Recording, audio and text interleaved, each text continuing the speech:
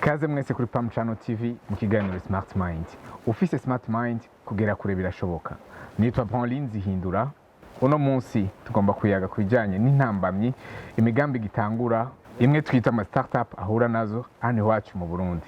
Umutumire wacu uno munsi ni Aurel Igor Ntwari asanzwe ari umwe mu gwaruka rufise imigambi igitangura hano mu gisagara cya Bujumbura, akaba yize kaminuza yiwe mu Swiss i Geneve, akaba yaragarutse hano iwacu atakindi kimuzanye atari gushinga iryo shirahamwe yiwe. Kaze. Nitwa Dushimanje Gahen, kaze mu kiganiro Smart Mind. Smart Mind tuyagiki. Jenny Pauline Zihindura. Muri Smart Mind tuyaga ibijyanye na business hamwe na leadership. Smart Mind, make it possible. Kaze Aurel. Bakoze cyane kumpa ikaze ngaho iwanyu muri emission ya Smart Mind. Mudusigurira mu ncamake ivyo musanzwe mukora muri baza. Muri baza dufise ama département no kwita 3 manini. Département mbere nuko tugira livraison byo gufungura uri ngaha muri ville canke udenga Bujumbura kavuga ati nyando gikiri mu cyo gufungura canke ushaka kumana cyo gufungura mu ma restaurant atandukanye canke mu hotel atandukanye tabikuzana kwe gusanza aho uri muhira. Hama katugira département naho yerekeye by'amashugwe nk'ubu pour les occasions la anniversaire de mariage canke abantu bari muri couple canke juste anniversaire nous à distance canke d'autres occasions spéciales abantu bavyaye bibarutse canke ntibikenewe ko umuntu afise occasion spéciale byatanga ishugwe.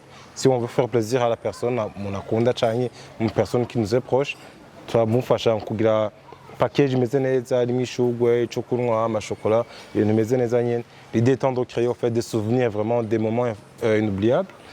Une département gatatu tuko tugira ni ibintu vyerekeye ama événements où on crée des tickets en fait qui permettent quoi event manager bashobora kumenya à l'avance ati tuba dusanzwe bangana gutya kubera ko abantu baguze amabiye à l'avance en fait. Et mubaze igihe kingana gute mukora? Donc officiellement twatanguye le 4 avril 2017 notre kwiyandikishije muri API dans Aubert. Hama muga ce moment-là ce n'est pas tahe mu Burundi. Donc ça refait 4 ans mais ça en cours 2021. Mais maintenant on connaît ça qu'on a chaîne en 2018, quand on connaît ça 2019, on va dire 2 ans maintenant. On est sur 2 ans. Donc on a beaucoup ego. Muri iyo myaka ibiri mumaze mukora neza na neza kurumva ko mwiyandikishije mu bihumbi 2017 mutangurana neza muri 2018. Ubu deja n'izihe ntambamye mu gitangura mwagiye murahura nazo? Twe deja on kuko twatuzanye ikintu kidasanzwe gihari, c'était question ko abantu bumva ko service ko twazana c'est cyamari. Quand on part du principe que quand tu veux amener quelque chose ushaka gukora ikintu tu trouves un problème, tu trouves kibazo gihari ukazikizana une solution en fait. Et du coup mon yakubwiye ati tugitanga kumubwira ati voilà tuzana ibyo gufungura byo kuri Maki byo kuri Kanowe byo kwa Mama Solo byahe ati aho sinishikirayo ari problème. Hama byabaye yuko umuntu agenda amubusha ati ego gushika ntivyansi kwishikayo mugabo uwo mwanya wo gushikayo umwanya wo kurindira urashobora kukoza ikindi kintu en fait. Donc il y a plus changement de mentalité, comment éduquer les gens par rapport à la solution que turazana comme problème que tukibaza yuko boshobora nabo kuba batabona ko bafise mugabo ahari. C'était ça le plus dur en fait. Et mwagize gute mwazikemuye gute zo challenge z'iyo changement de mentalité? Twe twagize imana hari abandi bantu bamaze kumenya ayo ma service babaye hanze en fait. Et donc nous twagiye twacako dans un premier temps.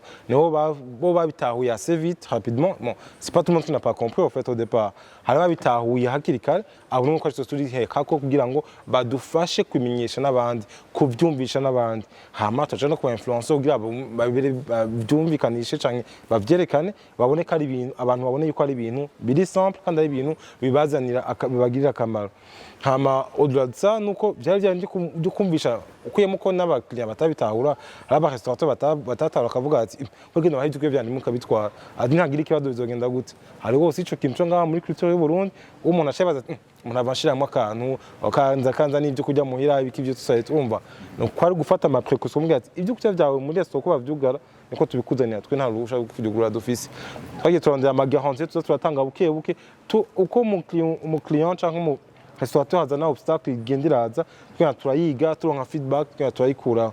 Donc ahanya novuga yuko byakunze kubera ko twafashe umwanya kumviza ivyakina ko batubwira ibya restaurateur ko batubwira kugira ngo ama obstacle agenda bazana twa turakura. Hama ku bijyanye na concurrence mwabigenje est-ce que mwasanze ko hariho concurrence deja hano iwacu canke mwisanze muri mwenyene? Twari twenyine au début vraiment twari twenyine tugitangura hariho umuntu yagerageje kubitangura en fait mu nyuma turaba partenaire hama tubana dukorana la concurrence est venue plus tard en fait mugabo namvuga ati burya ikintu kigoye ni kigora utangura uko utangura dans un domaine ni uteza d'abord ntuze kugurura le marché kubriser les barrières kugira en sorte que abantu bamenyera ton service après la concurrence elle vient kubera ko nibaza yuko babonye que le domaine il est porteur ko ntuze hariho quand même quelque chose à faire que hariho des améliorations à faire ubu hari abakoncurrents benshi quand même bahari qui font ntuze ce que nous faisons et peut-être ntuze yabafise andi maservice bongeye ko par rapport à ce que nous faisons yego kuri ivyo nyene bijanye na concurrence nizo ntamba mwege murahura nazo n'akayakabanga mwakoresheje pour s'adapter à la concurrence no kwiadapta kw'isoko rishasha no kuri service shasha mari muzanye. Isoko rishasha c'est dire que twe tugitanga c'est que twakira iryo soko nko bivuga sivyo après de soma twavuze ati on a des standards ama standards que dushaka gukorerako sivyo tu as déjà moi si on veut garantir un service de qualité tuvuga ati umuntu azogura ibintu byacu sivyo il a droit à autant afficher une maison kuno sivyo là tuvuga ati na umva je partais de l'idée du principe yuko le même service au Sénégal Bujumbura le même service nous waja mu hanze nous waja mu France nous waja Suisse nous waja mu Rwanda waja hehe uza kuronka on doit pas être musi ya qualité de service mu motif de Bujumbura au fait je niyo principe navuga niyo kandi principe tugikora ko bunyene hamwe cyamvuga ati donc puisque dufise ama standard dushaka gukorera ko ama standard ça veut dire que bizotwara un certain prix et byacu nibizimbutse forcément hari ababishoboye kubiriha n'abatashoboye kubiriha tuvuga ati puisque twe tuzi ko pour masanda ko turi hako bizaba bizimbye abo badoshwa kubiriha tuzobaserva sivyo hama bishobotse bigadushikira tukabigakunda ariko twaganya ibiciro on va le faire maintenant on a concurrence ije twaci duhindura cyane gose on s'est dit puisque la concurrence ije on va essayer de faire une aide en tout cas plus qu'avant de dusanzwe dukora il faut qu'on puisse confirmer notre présence par rapport aux segments zidishira abaza ni carrément byo gufungura ni carrément ivy'amashugwe ni carrément ivy'ama-événement. Alors je tuvuga ati twebwe il faut que nos standards ziba hejuru si tellement yuko même si la personne consomme à la concurrence chez la concurrence ntagire ikibazo mugabo aje consommer iby'iwacu aboneka lo différence n'akabanga ubwira uwundi muntu ariko aradukurikirana uno munsi kuri Pam Channel yifuza gutangura umugambi wiwe nkuko mwawutanguye n'akabanga uwo mwibira kugira azoshobore kutangura hama agere ku ntambwe nkuko namwe muko muragera ku ntambwe. Je nibaza yuko ikintu cambere ikintu ngenda gushika nuko umuntu agenda ngaha akiyumvira projet mu mutwe sivyo nivyo nivyo maze kubona kenshi akiyumvira projet mu mutwe de son côté agatinya no kwibwira abantu bava bayinyiba ce qui se fait malheureusement nabundi buhinga agatinya kwivuga kacaja ngaho kacagenda kumukora muri point yiwe kandi amafaranga akayitangura sivyo mugabo le problème nuko toutes les solutions auquel il a pensé sivyo na problème identifié hari abandi bantu peze mu bindi bihugu bamaze kubikemura kera sivyo bamaze gutora même des solutions zili meilleures que la sienne en fait. Alors moi je dis que tant un projet officiel, une solution à un problème que tu as identifié, où y renseigner surtout grâce à aux nouvelles technologies.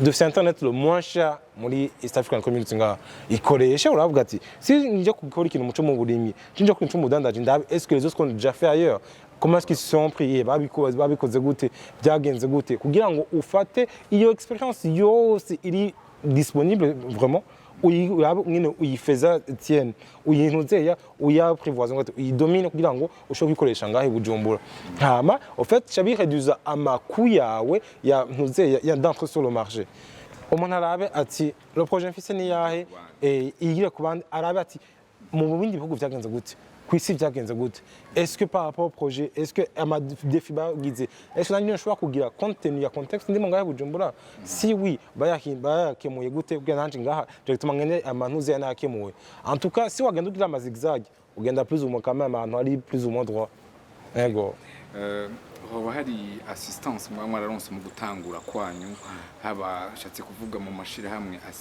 asanzwe ashinzwe gukurikirana imigambi gitangura hano iwacu mu Burundi bari uburyo que ce soit formation kubigisha ingene mwokorera mu Burundi hoba harabaye ikintu nk'icyo oya vraiment suko tutabi ntibyabaye kuko ntwe twasabye ndazi yuko ntuzi hariho BBY n'abandi ma incubateurs afasha aba jeunes entrepreneurs kugira ngo biyadapter sur le marché, validation des produits, mise sur le marché, mise en place ya produits kuja kuri marché qui byose ndazi ko bihari kandi twasabye vraiment ko twe twavuga ati déjà ibyo ko twakora déjà n'abantu bake bitahura donc on va déjà essayer de kuraba twico dushoboye à notre niveau et quand umva à notre niveau twara pionnier en fait mu domaine yacu ngati déjà umva katuyageze ibyo dushoboye ivyanka tuja kubara.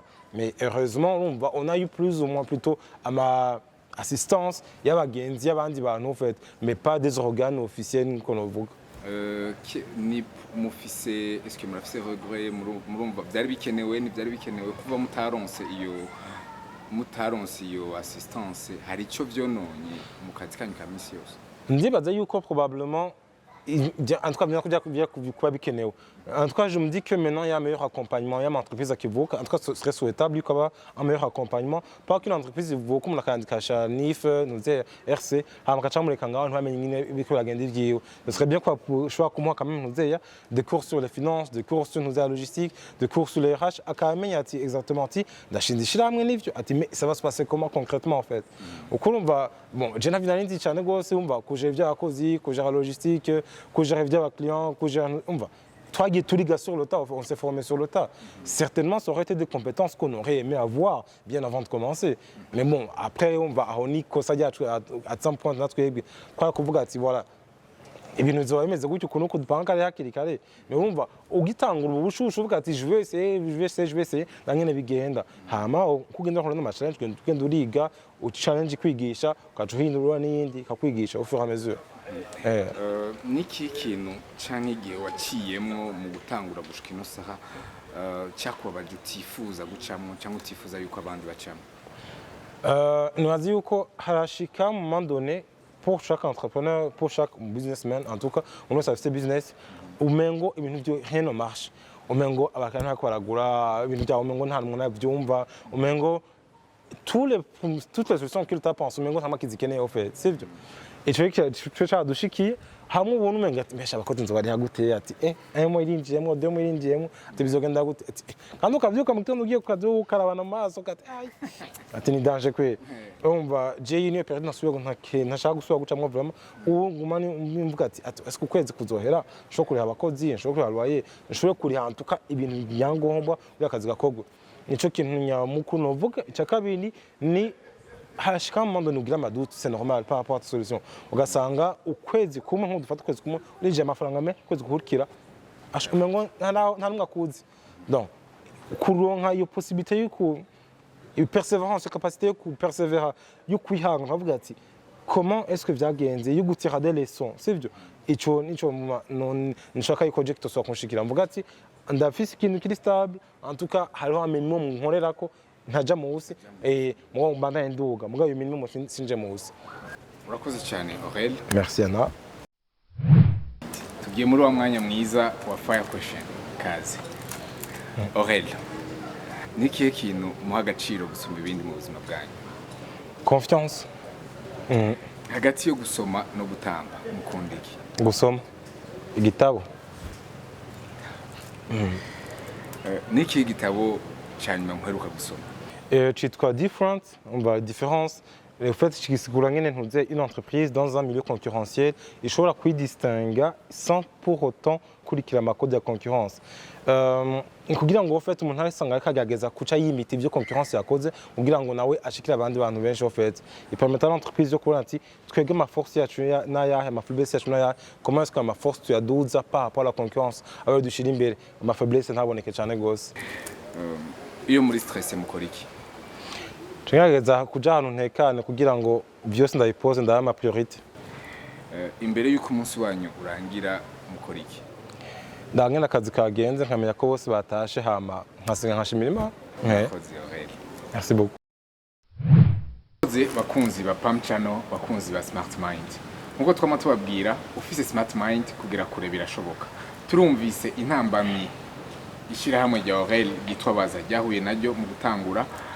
Nawe urashobora kubura kurabicamo arakumvise ingene wobikemura n'ingene izo ntambamyo zirengera. Reka tumushimire Aurel kuri no mwanya yaduhaye Merci beaucoup na mwadutumiye. C'est une bonne opportunité pour nous kuza tuka sharing experience d'office et surtout tukashobora tukabwira ibyo dukora abandi akabimenya.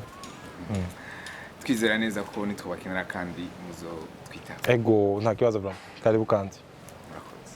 Murakoze kubana natwe muri kino kiganiro cha Smart Mind. Wowe uri mu migambi nawe yo gukora nk'ivyo Aurel Igor Ntwari yakoze, twumvise intambamyi yahuye nazo n'ingene yazikemuye. Nahawe nawe kuzirengera. Intambamyi zizokwamaho ariko kuzirengera birashoboka. Gumana na Pam Channel aho muri hose.